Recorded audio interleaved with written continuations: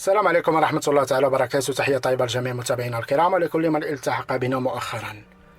إذا متابعينا الكرام، كما ترون أمامكم على الشاشة ووفق ما تم تسريبه من داخل مخيمة تندوف بالاسم والصورة، أحد مسلحي مرتزقة البوليزاريو هلك اليوم متأثرا بجراحه التي أصيب بها في القافلة التي كان فيها الداه البندير أثناء عملية استهداف هذه القافلة وإبادة هذه القافلة، والتي كما قلت سابقا متابعينا الكرام سقط فيها العشرات والعشرات من مسلحي مرتزقة البوليزاريو ومن القياديين البارزين، من بينهم بن بطوش ومن بينهم أيضا الداه البندير ومن بينهم أولئك القياديين الذين قمت في وقت سابق بتسريب أسمائهم والذين كانوا من بين القتلى والجرحى متابعينا الكرام.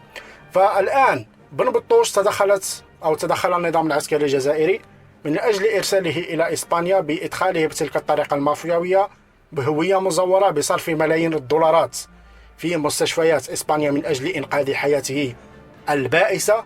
وأمثال هؤلاء المسلحين الذين أصيبوا في هذه العملية أو في هذا الاستهداف متابعينا الكرام تركوا لمصيرهم وهم الآن يموتون الواحدة تلو الآخر. فقيادة مرتزقة البوليزاريو متابعينا الكرام لا تهتم سوى للقياديين، أما أمثال هؤلاء المسلحين فيتركون كما قلت لمصيرهم المحتوم.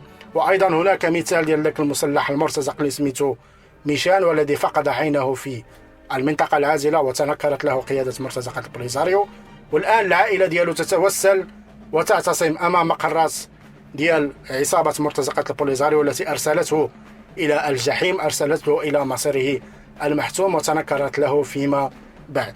فمتابعينا الكرام، ها هو مسلح جديد قتل اليوم متأثرا بإصابته التي أصيب فيها مع الداه البندير، الهالك الداه البندير وباقي الهالكين من قيادة مرتزقة البوليزاريو الذين كانوا يتجهون في ذلك الوقت للمنطقة العازلة من أجل تصوير أحد البروباغاندات أو أحد المواد الإعلامية من أجل استخدامها في البروباغندا ديال مرتزقة البوليزاريو، باش بن بطوش آخر المطاف يلتقط صورة سيلفي والداه البندير يلتقط صورة سيلفي باش يقولوا على راسهم أنهم في حرب وما إلى ذلك. ولكن فور دخولهم للمنطقة العازلة تم استهدافهم وتدمير هذه القافلة وتم أو سقط عدد كبير من الهالكين والجرحى. إذا متابعينا الكرام، هالك جديد ينضاف إلى قائمة الأسماء والصور المسربة والتي كنا نقوم بتغطيتها على القناة. متابعينا الكرام، سوف تظهر أسماء أخرى وصور أخرى لهذه